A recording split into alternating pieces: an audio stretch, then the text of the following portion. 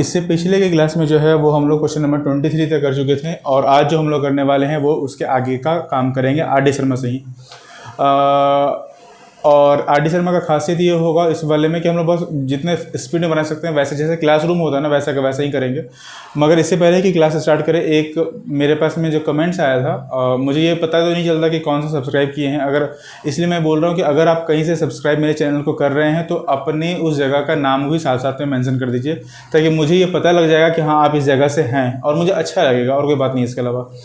तो एक flying skies करके SKIES1 करके एक मेरे पास में कमेंट्स आया था, वो लगातार 2 दिनों तक कमेंट्स किए हैं 2 अलग अलग वीडियो पे। इनके अलावा और भी बहुतों का कमेंट्स आया था, मगर शायद पिछले वीडियो में बोलना भूल गए थे। मगर अब आगे से या तो उनको पिछले वाले को भी रिकवर कर लेंगे, मतलब रिकवर कर लेंगे, उनको भी नाम उनका ले लेंगे, और फिर उन लोग आगे की तरफ बात बढ़ जाते हैं। अब तो आज हम लोग करने वाले हैं वो 6.2 ही से स्टार्ट करेंगे। 6.2 में क्वेश्चन नंबर 22 तक हो गया था, 23 से कंटिन्यू करना है। 23 नंबर क्वेश्चन में बोल रहा है कि Ayushi starts working from his house to office, sorry Ayushi नहीं, Ayush starts working from his house to office. बेचारा घर से निकला ऑफिस जाने के लिए। Instead of going to the office directly office जाने की जगह पर ही गोज़ टू ए बैंक, वो बैंक फर्स्ट गया, यानी कि बैंक मतलब वो किनारा नहीं, बैंक मतलब किसी नदी वदी के किनारे, बैंक मतलब जो बैंक होता है वो bank, state bank of India type का। फर्स्ट वहाँ गया। From there to his daughter's school and then reached the office. वो कहाँ से इस तरह से वो कुछ चक्कर इस तरह से काट रहा है कि पहले वो अपने घर, यहाँ पे सपोज कर लेते हैं इस जगह पे, मानते हैं कि इस जगह पे इसका होम था, होम से डायरेक्ट इसको ऑफिस चले जाना चाहिए था, मगर ये क्या किया, पहले गया बैंक से गया वो अपने डॉटर का स्कूल, यानी कि S से इसको रिप्रेजेंट कर देते हैं, और उसके बाद ये गया O, यानी कि O से ऑफिस। तो इस फॉर्मेट में वो चल करके अपने ऑफिस तक पहुंच रहा है। अच्छा, जब वो इस तरह से वो चल के किसी अपने ऑफिस तक पहुंचेगा तो ऑब्वियस सा बात है कि वो क्या हो, डायरेक्ट तो पाथ ले नहीं रहा है। अब हर एक का पाथ आपके पास में बताया हुआ है। पहला जो हाउस उसका सिचुएटेड है वो लिखा हुआ 2,4 पे, यानी कि यहाँ पे एक्चुअली लिख देते हैं 2,4, ये इसका हाउस का हो गया। बैंक है 5,8 पे, तो 5,8 पे बैंक आ गया। स्कूल जो है वो है 13,14 पे, तो 13,14 पे आ गया। और ऑफिस है इसका 13,26 पे, तो 13,26 इसका ऑफिस पे आ गया। अब आगे ये बोल रहा है कि what is the extra distance travel by the Ayush to reaching the office. अगर वो डायरेक्ट अगर पाथ लेता तो उससे वो कितना ज़्यादा वो एक्स्ट्रा चल रहा है, और ये एज्यूम करने के लिए बोला गया है क्वेश्चन में कि जितना भी पाथ है वो सारा का सारा स्ट्रेट पाथ है। ये नहीं कि कर्व होकर के जाएगा तो कैसे पहुंचेगा, ये बात नहीं है, सारा का सारा स्ट्रेट पाथ है। तो होम से लेकर के हम लोग क्या करेंगे, बैंक तक का जो डिस्टेंस होगा वो निकाल लेंगे, बैंक से लेके स्कूल तक का डिस्टेंस निकालेंगे, और स्कूल से लेके ऑफिस तक का डिस्टेंस निकाल लेंगे। डिस्टेंस निकालने का जो फार्मूला होता है वो फार्मूला, एक स्टार्टिंग कर रहे हैं तो अभी वो फार्मूला लिख देते हैं। H से मान लीजिए B, यानी कि HB लिख रहे हैं, इन दोनों के बीच का अगर डिस्टेंस फाइंड करना होगा तो पहले फार्मूला लिखेंगे। फार्मूला क्या होगा, x2 माइनस x1 का whole square plus y2 minus y1 का होल स्क्वायर। आपसे ये उम्मीद किया जा रहा है कि आप कॉपी पेन लेकर के बैठे होंगे, और जैसे जैसे यहाँ पे लिखवाते जा रहे हैं वैसे वैसे आप इस चीज़ को नोट भी करते हुए चले जाएंगे। मेरे ख्याल से अगर ना दिख रहा हो तो अब दिखेगा, ठीक। तो ये इस तरह से जो है सो लिखा हुआ है आपके पास में, ये हो गया आपके पास में फॉर्मूला सारा का सारा। x2, मेरा ये सुझाव बच्चों को ये रहता है कि आप किसी भी जगह पे x1 x2 को मेंशन मत कीजिए, वरना उससे मामला क्या होगा, 2 - 5 करें या 5 - 2 करें, दोनों ही कंडीशन में जब भी इसका स्क्वायर करेंगे तो नंबर सेम ही आएगा। मेंशन कर दीजिएगा नहीं ये x2 है ये x1 है, तो फॉर्मूले के अलावा और भी जगह पे कन्फ्यूजन स्टार्ट हो सकता है, इसका चांसेस तो बना ही रहता है। तो इसीलिए आप वहाँ पे क्या कीजिए, सीधा सीधी से 5 - 2 दिख रहा है तो 5 - 2 कर दीजिए, 8 - 4 करेंगे तो 8 - 4 कर लीजिए y के केस में। इस बात का याद रखिएगा कि पहले मेरे पास में x आएगा और उसके बाद ही y आता है, ऐसा मत कर लीजिएगा कि पहले y कर लिए पहले x कर लिए, और इसी सीक्वेंस को बनाएंगे तो आपको समझ में आना शुरू हो जाएगा। फिर क्या करेंगे, h से o का डिस्टेंस निकालेंगे, कितना एक्स्ट्रा चला, यानी कि ये डिस्टेंस प्लस ये डिस्टेंस प्लस ये डिस्टेंस माइनस ये कर लेंगे, तो ये पता लगेगा कि टोटल डिस्टेंस के कितना वो चलेगा। दूसरा बात, डिस्टेंस निकालने के बाद जो आपका डिस्टेंस निकलेगा उसको आपको यूनिट, मान लीजिए ये डिस्टेंस निकला और यहाँ पे यूनिट लिखना कंपलसरी है। यूनिट मतलब कि मीटर सेंटीमीटर, वो उस बात पे डिपेंड नहीं करता, आपको यहाँ पे यूनिट लिख दिया गया, आप इसी से अंदाज़ा लगाते रहिए, ठीक है।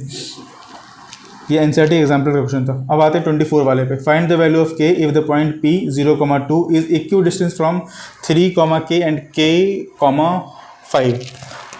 फाइंड द वैल्यू ऑफ के इफ द पॉइंट P। मान लीजिए एक पॉइंट लिखा हुआ P का, यहाँ से 2 पॉइंट निकला। पहला बोल रहा है 3, K का और दूसरा बोल रहा है K, 5 का। और जो मेरे पास P पॉइंट लिखा हुआ है वो P पॉइंट आपके पास में दिया हुआ है 0,2 का। अब आपसे ये बोल रहा है कि ये मेरे पास में इक्वी डिस्टेंस है, यानी कि सपोज कर लेते हैं कि ये पॉइंट मेरे पास में अगर A हो, ये पॉइंट अगर मेरे पास में B हो, तो P से A का डिस्टेंस और P से B का डिस्टेंस दोनों का दोनों डिस्टेंस इक्वल होगा। देखिए मेरा टारगेट ये है कि आपको ये चीज़ समझा दिया जाए कि आखिर ये मैथ बनेगा कैसे। जहाँ पे डिफ़िकल्ट दिखेगा वहाँ पे ज़रूर बना देंगे, और बेसिकली आपको समझा दिया जाए ठीक उसी तरह से जैसे कि क्लासरूम में बताया जाता है। इसका इंटरनेट पे तो मेरे ख्याल से हज़ारों यूट्यूब पे भी होगा और हज़ारों सोल्यूशन इंटरनेट पे भी मिल जाएगा। अगर आप लिख करके कॉपी पेस्ट ही करना चाहते हैं तो वहाँ से कर लीजिएगा। मेरी तरफ से बस समझ लीजिए चीज़ों को कि चल क्या रहा है आखिर, ठीक है। तो A से हम लोग P का डिस्टेंस निकालेंगे, P से लेके B तक का डिस्टेंस निकालेंगे। ये दोनों मेरे पास में इक्वल है तो हम लोग इक्वल ही रख करके करेंगे। तो मेरे पास में क्या होगा, में से K का ही निकलेगा। जैसे कि यहाँ पे देखिए 3 - 0 करेंगे तो क्या आएगा, ये स्क्वायर आ गया। K - 2 करेंगे तो K - 2 का होल स्क्वायर। पूरे पे रूट आप चाहें तो दे दीजिए, मगर बुद्धिमानी मेरा ये करने का मतलब ये है कि ऐसा लिखिएगा इसको कि P से A is equal to P से B। ये आपके पास में क्या है, गिवन है, तो लिख दीजिए गिवन। स्क्वायरिंग बोथ साइड करेंगे तो PA का square is equal to PB का स्क्वायर। अगर आप दोनों साइड में स्क्वायर कर चुके हैं तो इसका मतलब ये हुआ कि ये स्क्वायर रूट जो होगा वो खुद ब खुद हट जाएगा। जैसे कि एग्जाम्पल बता देते हैं, मान लीजिए लिखा हुआ है x का होल स्क्वायर, तो रूट के अंदर x होने का मतलब है कि आप इसको 1/2 लिखेंगे, और पावर में जो है वो क्या होता है, हमेशा जो मेरे पास में पावर होगा वो हमेशा मल्टीप्लाई के फॉर्म में आएगा। तो 2 ये और ये कैंसिल हो जाएगा, ये केवल x बचेगा। इन शॉर्ट अगर हम पूरी बात को बताना चाहें कि रूट में जब भी कोई नंबर रहेगा उसका स्क्वायर करने के लिए बोला जाए तो वो नंबर खुद अपने आप को ही रिपीट करता है। सेम कहानी यहाँ पे भी होगा। PA यानी कि ये डिस्टेंस जो आएगा वो बिना रूट का आएगा, और इसके इक्वल हम लोग रखेंगे। और स्क्वायरिंग तो पहले कर चुके हैं, तो यहाँ पे मेरे पास केवल और केवल K दिखेगा। K के अलावा कोई और वैल्यू है ही नहीं, तो K के वैल्यू के अलावा कुछ और फाइंड कर भी नहीं पाएंगे। बहुत सिंपल सा मैथ है, बना करके देखिएगा, बिल्कुल बन जाएगा ये। क्वेश्चन नंबर 25 पे आते हैं। 25 वाले पे बोल रहा है if -4,3 and 4,3 are 2 vertices of equilateral triangle, यानी कि एक इक्विलेटरल ट्रायंगल का 2 वर्टिसेस है। देखिए आपके पास जब भी इस तरह का कोई मैथ आने लगे ना तो उसको सबसे अच्छा तरीका ये है बनाने का कि -4 को अगर हमको रिप्रेजेंट करना भी होगा, हालांकि जो बच्चा पहले वाला मेरा वीडियो नहीं देखा होगा वो भी यहाँ से देखेगा तो भी समझ में आ जाएगा। और बस और कुछ नहीं, इतना ही। आगे पास में ट्रायंगल कुछ इस तरह से बना दिया गया, ठीक।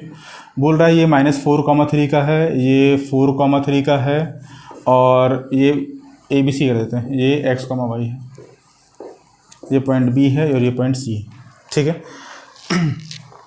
यहाँ पे मेरे पास जो ट्रायंगल फॉर्म करवा रहे हैं या फिर फॉर्म हो रहा है उस ट्रायंगल के बारे में अगर हम लोग बात करें तो एक ट्रायंगल दे दिया गया, एक सेकेंड, हाँ, एक ट्रायंगल दे दिया गया। ट्रायंगल में क्या लिखा हुआ है, -4,3, ये 4,3 और ये x, y का दिया हुआ है, और बोल रहे हैं कि ये इक्विलेटरल ट्रायंगल होगा, ठीक है।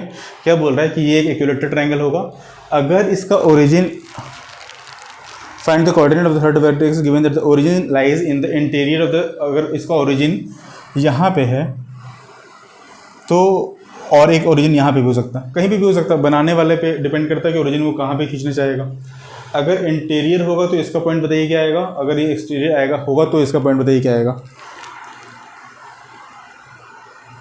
इंटीरियर एक्सटीरियर, हाँ ठीक है। तो इंटीरियर में अब आप ये मत समझने लगिएगा कि मेरे पास में अगर इंटीरियर लिखा हुआ है तो इंटीरियर का क्या आएगा, इंटीरियर हो चाहे एक्सटीरियर हो, इसके जगह पे XY मत कर दीजिएगा, ये हमेशा 0,0 ही रहेगा, क्योंकि ओरिजिन इंटीरियर में है, यानी कि ओरिजिन का जो वैल्यू आएगा वो वैल्यू यहाँ पे क्या आएगा, 0 का आएगा, 0 का आएगा। तो यहाँ पे देखिए पहले गलत बना के बताते हैं कि आखिर गलती होता कहाँ पे। बहुत कोई क्या करता है इसको AB is equal to BC is equal to CA, बात बिल्कुल सही है, ये होगा। अगर हम इसके बीच का डिस्टेंस निकालेंगे तो क्या लिखेंगे, x - 4 का होल स्क्वायर प्लस y - 3 का होल स्क्वायर पूरे पे root is equal to x minus 4 का होल स्क्वायर, एक्स माइनस 4 का whole square plus y minus 3 का होल स्क्वायर। ठीक है, मेरे ख्याल से आपको दिख भी रहा होगा साफ साफ में क्या लिखा हुआ है, एक्स प्लस एक्स माइनस 4 का whole square plus y minus 3 का whole square is equal to x minus 4 का whole square plus y minus 3 का होल स्क्वायर। अब बनाने वाला क्या करता है, इसको कैसे बनाता है, और गलती भी इसी लाइन में हो रहा है। सही है, बिल्कुल बनाने का तरीका बिल्कुल सही है, मगर क्या गलती आएगा ये देखते हैं। स्क्वायरिंग बोथ साइड करेंगे तो क्या हो जाएगा, रूट खत्म हो जाएगा। लिखेंगे कैसे, इसको यहाँ से लिखते हैं, x square plus 16 minus 8x plus y square plus 9 minus 6y is equal to x square plus 16 minus 8x, और यहाँ पे जगह थोड़ा सा घिच पिच हो जाने लगता है, इसीलिए यहाँ से चाहे काम करते हैं ना, इसको शुरू से यहाँ से लिख देते हैं, इस लाइन को हटा दीजिए, इसको हटाइए, स्पेसिस में लिख देते हैं ताकि समझ में आए, गलती बता रहे हैं ना। ए बी की जगह पे क्या लिखेंगे, एक्स माइनस 4 का whole square plus y minus 3 का होल स्क्वायर पूरे पे root is equal to under root में एक्स माइनस 4 का whole square plus y minus 3 का whole square. Squaring both side करेंगे तो मेरे पास क्या बचेगा, एक्स माइनस 4 का whole square, sorry x minus और माइनस 4 होगा तो यहाँ प्लस 4 हो जाएगा, यहाँ प्लस 4 होगा, और वाई माइनस 3 का whole square is equal to x minus 4 का whole square plus y minus 3 का होल स्क्वायर। बहुत सा बच्चा तो इसको यहीं पे तोड़ना शुरू कर देता है, वो भी ठीक है, जैसे अभी हम तोड़ रहे थे, मगर मुझे थोड़ा समय बाद ये दिख गया कि यहाँ पे वाई माइनस 3 का होल स्क्वायर, यहाँ पे वाई माइनस 3 का होल स्क्वायर है, और दोनों का साइन भी क्या है, सेम है, तो ये दोनों कैंसिल आउट हो जाएगा। अब इसको तोड़ते हैं, x square plus 16 plus 8x is equal to x square plus 16 minus 8x। बहुत टेम्पटिंग लगता है मैथ बनाने में कि ये दोनों कट नहीं रहा है, इधर आएगा तो 16x इज इक्वल टू 0, यानी कि x का वैल्यू क्या आ गया आपका 0 का, यानी कि x का जो कोऑर्डिनेट निकलना था वहाँ पे ये a का 0 का निकल गया, मगर आपसे y का कोऑर्डिनेट भी बोल रहा है वो। अब इसमें y कैसे निकलिएगा, y तो देख ही नहीं रहा, y क्या हो गया, पहले कट चुका है। तो इस झमेले से बचने के लिए ये गलत मेथड है, इस मेथड को बना के मत आइएगा, यहाँ पे काट भी दे रहे हैं, ये मेथड क्या है, सरासर गलत मेथड है, पहले ही बोल चुके थे ये गलत मेथड है। अब इसको बनाने का तरीका क्या होगा, किस तरह से ये काम करेगा, इस पर गौर करते हैं।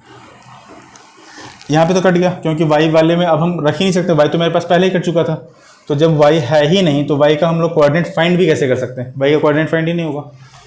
अगर आपको ये चीज़ याद हो, जैसे कि हम लोग क्रॉस मल्टीप्लिकेशन का फॉर्मूला जो हम लोग लीनियर इक्वेशन इन 2 वेरिएबल में सीख रहे थे, अगर वो थोड़ा बहुत अगर आप डेराइव करना सीखे होंगे उस वक्त, तो आपको समझ में आएगा कि यहाँ पे क्या लिखते थे, एक्स लिखे, नीचे में कुछ क्रॉस मल्टीप्लिकेशन टाइप का, वाई लिखते थे, यहाँ पे कुछ क्रॉस मल्टीप्लिकेशन टाइप का होता था, 1 और नीचे में भी कुछ होता था। तो एक्स को कंपेयर करते थे इससे और वाई को कंपेयर करते थे इससे कॉन्स्टेंट टर्म से, और इस कंडीशन में क्या किया हम लोग, कांस्टेंट टर्म से कंपेयर किए ही नहीं, जबकि कांस्टेंट टर्म मेरे पास में यहाँ पे दिया हुआ था। तो हड़बड़ी के चक्कर में ऐसा गलती खूब होता है बच्चों से, जब हम लोग कॉपी चेक करते हैं ना तो ये सब गलती खूब देखते हैं, एक्स तो लिख दिया, वाई निकल ही नहीं रहा बेचारे से, अब नहीं निकलता तो छोड़ देता है, वो एक अलग बात है कि बाद में जो भी हो। तो यहाँ पे हम लोग क्या करते हैं, कांस्टेंट टर्म निकालने के लिए सबसे पहले BC निकाल लेते हैं। BC बहुत आसान है, 4 माइनस 4 माइनस 4 माइनस 8 माइनस 8 का अगर हम स्क्वायर करेंगे तो 64 हो जाएगा। तो सिंपली लिख देते हैं 64, 3 माइनस 3 किए तो 0 ही होगा, इसका रूट काटेंगे तो क्या आएगा, 8 आएगा। आप इसको चाहें तो प्लस माइनस 8 लिख सकते हैं, मगर ये याद रखिएगा कि ये डिस्टेंस है, तो डिस्टेंस हमेशा नेगेटिव होगा, ऐसा होता ही नहीं है कि डिस्टेंस नेगेटिव हो। ये डिस्प्लेसमेंट के बारे में हम लोग बात नहीं कर रहे हैं, डिस्टेंस के बारे में बात कर रहे हैं। डिस्प्लेसमेंट नेगेटिव हो सकता है, डिस्टेंस नेगेटिव नहीं होगा। तो जो भी होगा वो यहाँ पे अगर आपका माइनस लिखने का मन भी करे तो लिख लीजिएगा, मगर उसको नेगेटिव करके हटा दीजिएगा। अब हमको क्या निकालना है, AB निकालना है। तो मेरे पास AB तो मेरे पास फिक्स ही रहेगा, एक्स माइनस 4 का whole square plus y minus 3 का, ये वाई लिखा हुआ, whole square is equal to 8। Square root इस पर भी आएगा और 8 यहाँ पे रहेगा। स्क्वायरिंग बोथ साइड करेंगे तो इस वाले से रूट हट जाएगा और इस पे रूट चढ़ जाएगा। क्यों? क्योंकि हम लोग सीखे हुए हैं कि एक्स स्क्वायर अगर करने के लिए बोला जाएगा तो एक्स पावर में 1/2 इंटू 2 है, तो ये और ये कैंसिल होकर के एक्स होता है, यानी कि ये नंबर ही अपने आप को क्या करेगा, जैसा है वैसा का वैसा रिपीट करेगा। तो यहाँ पे भी जो नंबर होगा वो भी अपने आप को एज इट इज़ ही रिपीट यहाँ पे करेगा। अब देखिए क्या कहानी, x square plus 16 minus 8x plus y square plus 9 minus 6y is equal to 64 का कुछ कैंसिल आउट हो रहा है। X square plus y square minus 8x minus 6y, एक सेकेंड यहाँ वही गलती हो रहा था, x माइनस, कोई बात नहीं, इसको BC जो हम लोग ले रहे थे ना, BC AC ले लीजिए क्योंकि यहाँ पे -4 लगा चुके हैं, तो AC हम लोग निकाल रहे हैं, यहाँ पे AC का डिस्टेंस निकल रहा है। हालांकि निकाल तो हम ये रहे थे मगर गलती से यहाँ पे -4 कर दिए, तो कोई फ़र्क नहीं पड़ता, अब अगले बार में उसको निकाल लेंगे, तो वो कर लीजिएगा ठीक। X square y square minus 8y is equal to 64 minus 16 plus 9 क्या हो जाएगा 25। तो इसका मतलब हो गया कि x square plus y square minus 8x minus 8y is equal to 39। ये बन गया इक्वेशन फर्स्ट। अब आपको ये काम यहाँ पे भी करना है, बस काम क्या होगा कि यहाँ पे प्लस होगा, ये तो बिल्कुल जैसा है वैसा का वैसा ही कॉपी पेस्ट हो जाएगा। तो इसको यहाँ पे कॉपी करने से अच्छा है कि इस इक्वेशन को बनाए रहने देते हैं और इसके इक्वेशन को ऊपर वाले को चेंज कर देते हैं हल्का सा। तो आपके लिए तो ये फिर से लिखना होगा आपको, और ये ए बी की जगह पे अब हम लोग क्या कर रहे हैं, ए सी की जगह पे ये ए बी हो जाएगा। तो आप यहाँ बी कर लेंगे तो यहाँ पे प्लस होगा, यहाँ प्लस होगा, बाद बाकी सब कुछ तो मेरे ख्याल से वैसा का वैसा ही रहेगा। 8 में प्लस आ जाएगा, ठीक। तो आपका इक्वेशन नेक्स्ट क्या बन गया, ये बन गया आपका x square plus y square plus 8x minus 6y is equal to 39। ये बन गया इक्वेशन सेकेंड, ठीक है।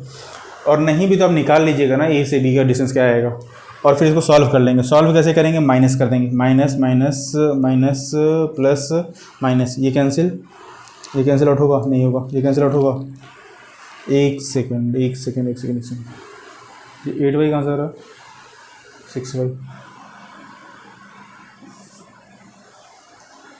6y होगा यहाँ पे, हाँ 6y होगा। तो मेरे ख्याल से ये भी कैंसिल आउट होगा, ये कैंसिल आउट होगा, ये कैंसिल आउट होगा। यहाँ पे क्या बचा आपका -16x is equal to 0, -16x is equal to 0, यानी कि x का वैल्यू क्या निकल गया 0।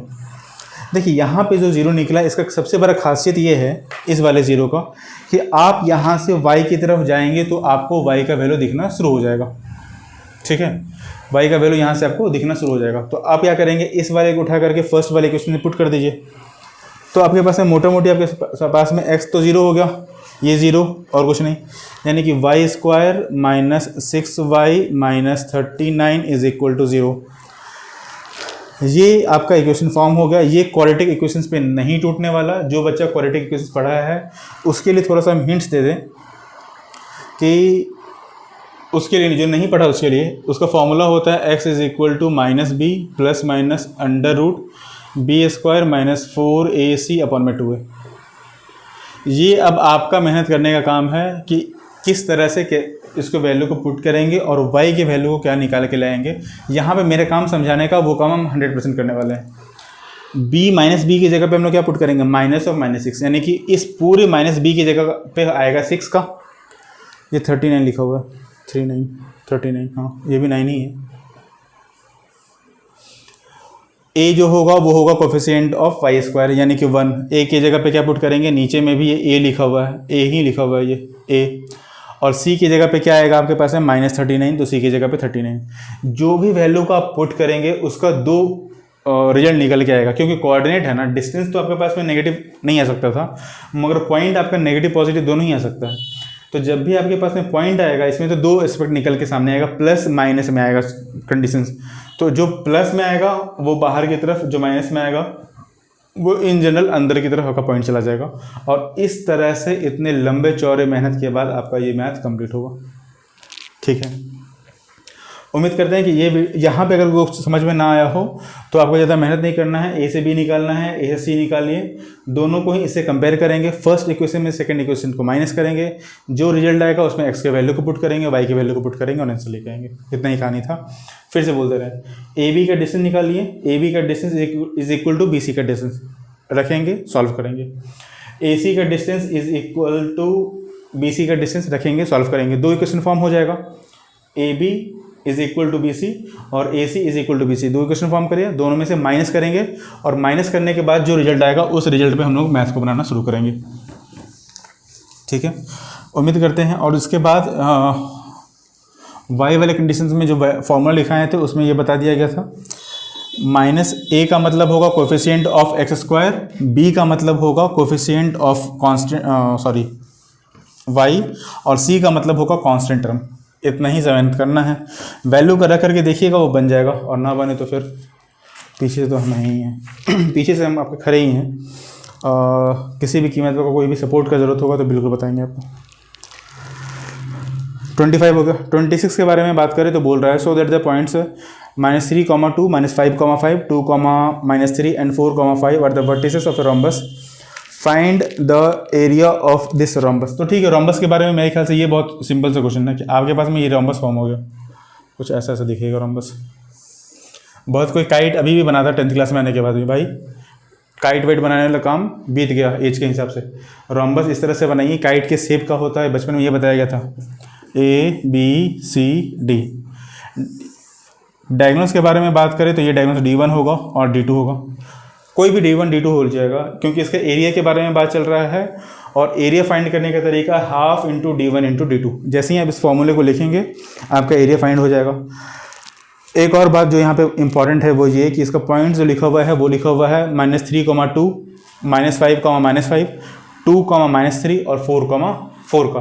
तो सारे पॉइंट को लिख लीजिएगा, AC का डिस्टेंस फाइंड करेंगे, BD का डिस्टेंस फाइंड करेंगे, और आप आसानी से बना लेंगे, हाफ D1 इंटू D2 करेंगे तो बन जाएगा। खैर, find the area of this rhombus, ठीक है। क्वेश्चन नंबर 27 में आते हैं। 27 में बोल रहा है, find the coordinate of the circum centre of the triangle. Circum centre देखिए, इसके बारे में बता दें, चूँकि हम लोग पॉइंट्स के बारे में ही बात कर रहे हैं इसलिए इतना डिटेल में तो खैर नहीं आता एग्जाम्स में, मगर अगर हम जब भी सर्कम सेंटर के बारे में बात करते हैं तो हम लोगों के दिमाग में एक ही चीज़ आता है कि एक ऐसा ट्राइंगल, क्योंकि हम लोग 9th में भी पढ़े थे, 10th में भी पढ़ने वाले हैं, कंस्ट्रक्शन वगैरह में पढ़ते ही हैं। अगर मान लीजिए ये साइड A है, ये B है और ये C है, तो AC का परपेंडिकुलर बाइसेक्टर कुछ ऐसे पास करेगा, AB का परपेंडिकुलर बाइसेक्टर ऐसे, AC का ऐसे पास करेगा, और सपोज करते हैं कि CB का जो परपेंडिकुलर बाइसेक्टर होगा, ये तो मेरे से तो ग्राफ ही ना बन रहा है इसका, कुछ वो ऐसे पास कर रहा है, मतलब कि ये इन तीनों का जो पॉइंट होगा वो कॉमन पॉइंट ये होगा, तो ये कहलाता है क्या, सर्कम सेंटर। ठीक है, यहाँ पे भी क्वेश्चन इसी पे पूछ रहा है, अभी हम इसके बारे में और बात करने वाले हैं। मगर सर्कम सेंटर हर कंडीशन में ऐसा बनेगा ऐसा नहीं है। सर्कम सेंटर जो बनेगा वो अगर आपके पास में एक्यूट एंगल होगा तो ही ऐसा बनेगा। अगर राइट एंगल ट्रायंगल अगर आप फॉर्म कर रहे हैं ना, तो सर्कम सेंटर चेंज होकर के बिल्कुल इसके हाइपोटेन्यूज पे चला जाएगा। ठीक है, यानी कि अगर मेरे पास ये A है, ये B है और ये C है, तो तीनों ही पॉइंट का जो परपेंडिकुलर बाइसेक्टर अगर पास करवाएंगे तीनों ही पॉइंट से, तो कुछ ऐसा पास कर लीजिए अपना, तो ये हमेशा इसके हाइपोटेन्यूज से ही पास करेगा। इतना ही नहीं है, अगर हम किसी एक्यूट एंगल ट्रायंगल के बारे में बात कर लें, एक्यूट एंगल ट्रायंगल के बारे में बात करें जिसमें एक एंगल क्या होगा, मोर देन 90 का होगा, उस कंडीशन में ये क्या होता है, पोजीशन चेंज करके वापस से ट्रायंगल के ही बाहर चला जाता है। तो इस बात का ध्यान रखिएगा हमेशा। हालांकि आपके पास में हम लोगों को ये अच्छे से पता है कि इसके बारे में और इसके बारे में हमेशा बड़े क्लासेस में ही पढ़ना है, छोटे क्लासेस में नहीं पढ़ना है इतना डिटेल्स में जा करके। तो इतना डिटेल्स में हम लोग भी नहीं पढ़ रहे, बस इतना समझने के लिए चूँकि ये ज़रूरी था तो यहाँ पे बता दिया गया।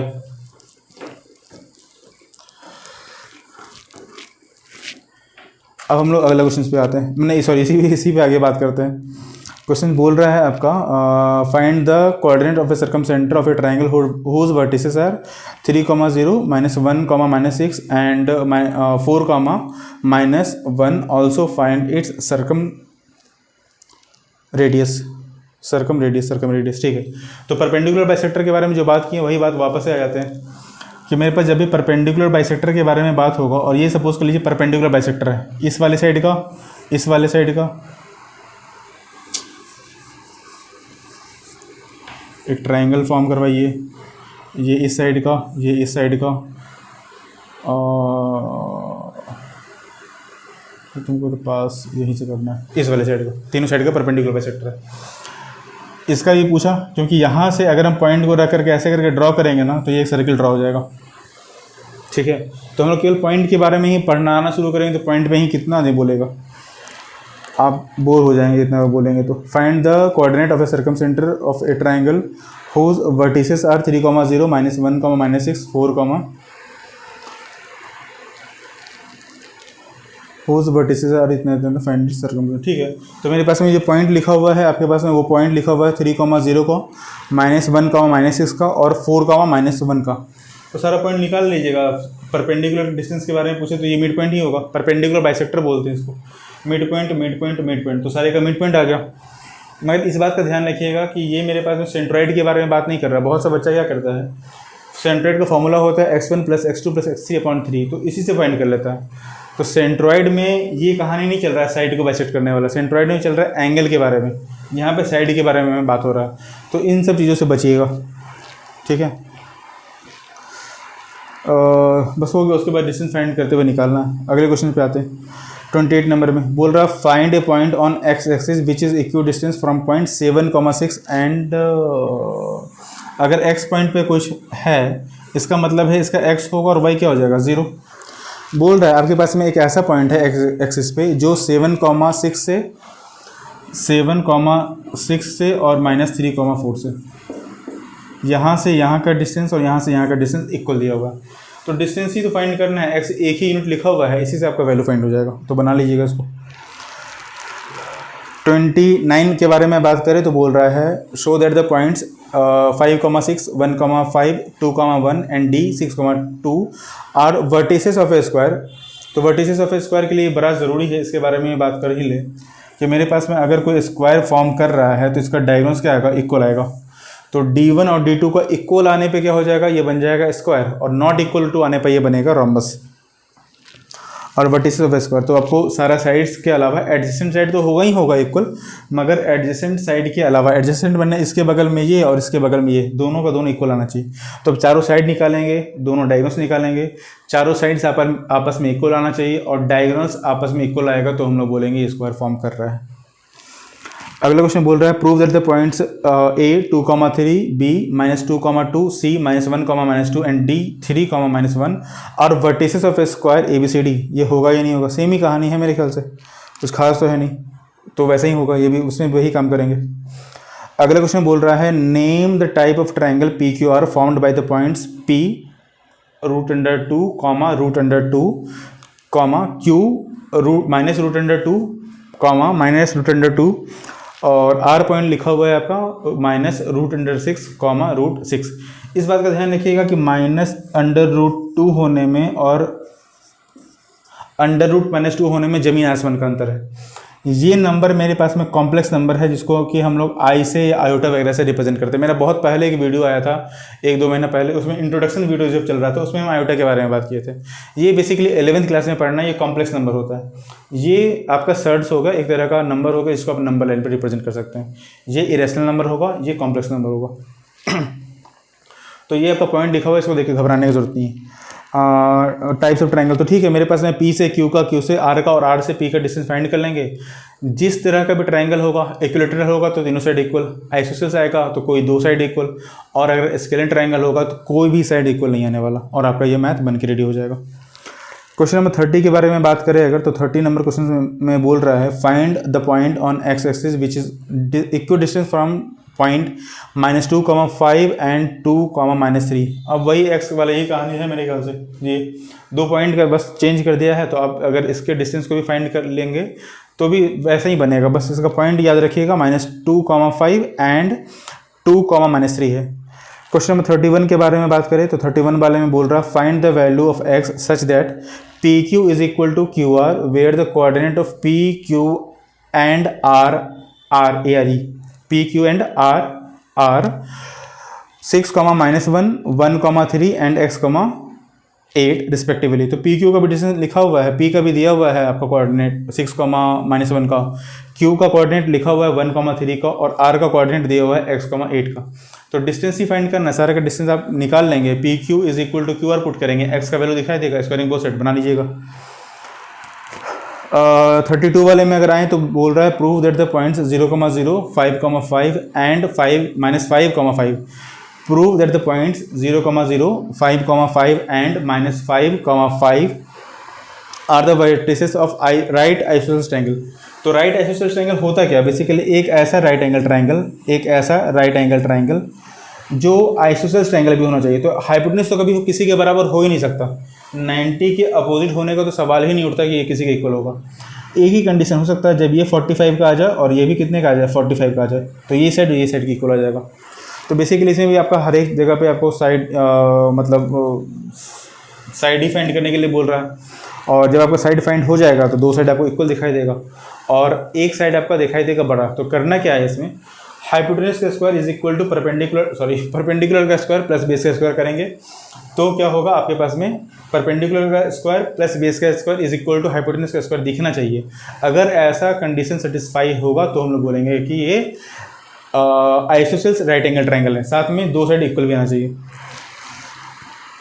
ठीक है, क्वेश्चन नंबर 33 में, if the point P X comma Y is equal distance from A 5,1 and B 1,5 prove that X is equal to Y. तो ठीक है, इसमें कुछ खास तो है नहीं, यहाँ से यहाँ का डिस्टेंस, इस पर क्या किया ना, यहाँ पे एक्स की जगह वाई लगा दिया, तो ये डिस्टेंस निकाल लेंगे इसका डिस्टेंस निकालेंगे और दोनों को एक दूसरे को इक्वल रख देंगे।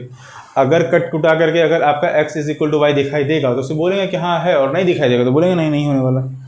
तो मेरे ख्याल से यहाँ तक ही रहने देते हैं क्वेश्चन नंबर 33 तक।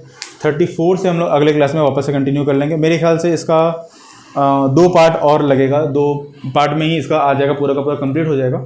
और ये एक्सरसाइज के बाद फिर आगे की तरफ हम लोग फिर कंटिन्यू कर लेंगे। ठीक है, तो उम्मीद करते हैं कि अब तक का जो वीडियो रहा होगा वो आपको समझ में आया होगा। देखिए क्लास में भी हम लोग लगभग इसी तरीके से बात करते हैं, बस बच्चा बनाता है दिखाता है तो चेक करने का मौका मिल जाता है, कुछ बच्चों को समझने का मौका मिल जाता है। और दूसरा जो सबसे इंपॉर्टेंट बात ये होता है क्लास में कि मतलब इंटरेक्शंस होता रहता है, मगर हर एक बच्चे के लिए इंटरेक्शंस हो पाए, हर एक बच्चा ऐसे ही समझेगा, ये बिल्कुल भी अब आजकल के ज़माने में तो पॉसिबल ही नहीं है। क्योंकि जो बच्चा बहुत दूर से आ रहा है, आने जाने में टाइम खर्च करना है, उसको पैसा देना है, ये करना है, यूट्यूब पे आपको इंटरनेट रिचार्ज करवाना है और डेडिकेटली पढ़ना है। डिस्ट्रैक्शंस तो होता है यूट्यूब में, मगर आप कंटिन्यू अगर पढ़ाई वाला वीडियो ही देखेंगे ना तो वही आ जाएगा। यही तो आपका डिटर्मिनेशन है पढ़ाई को लेकर के। दूसरे कामों के प्रति, जैसा बहुत सा बच्चा म्यूज़िक में होता है तो हर एक क्लास को छोड़ करके म्यूज़िक सीखने जाता ही नहीं जाता है। जूडो में जब आप होते हैं स्कूल में तो जूडो सीखने जाते ही नहीं जाते हैं। उसी तरह से जब आपको मैथ इंटरेस्टिंग लग रहा है, physics chemistry math bio history जो भी आपका इंटरेस्टिंग लग रहा होगा उसमें आपको टाइम देना होगा। मेरा प्रयास केवल मैथ को आपका अच्छा करने को लेकर के है, ताकि अगर आप केवल मैथ में बहुत अच्छा है इसका ये मतलब नहीं है कि आपसे IIT निकल जाएगा। आपके लिए IIS यानी कि इंडियन इंस्टीट्यूट ऑफ स्टैटिस्टिक्स जो कलकत्ता और बेंगलोर में है वो आपका स्वागत करेगा। फिर बहुत अच्छा होइएगा, ओलंपियाड निकालिएगा, तो IIT वाला जिस लेवल पे एक समय के बाद पहुंचता है आप वहां पे बहुत जल्दी पहुंच जाइएगा। और दिमाग तो खैर उसका तो चीज़ ही अलग है। खैर आपसे उम्मीद करते हैं कि यहाँ तक का वीडियो आपको बहुत अच्छा लगा होगा। इतना लंबा कीमती वक्त देने के लिए आपका बहुत बहुत धन्यवाद। Thank you so much.